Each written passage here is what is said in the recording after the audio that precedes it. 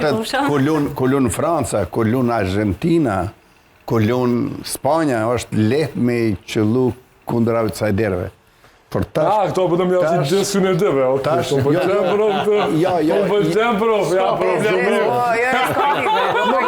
Të gjithë kemi prognozu njësoj. Masi ja ke qëllu, qa dush më nësh me thonë, ana kena me shujt. Vazhdo prof. Vazhdo prof. Ja nuk e pata aty. Veç kampionati është koxha i gjatë. Me që gata profe. Sinqerisht. E që ke Amerika, asoj Belgjikës tona, di që kam i bo? Ka me blu me atë mullinin, apo? Inqizane, ka me blu me atë mullinin. Mullinin e Francës. Mullin e Francës. Inqizane këto.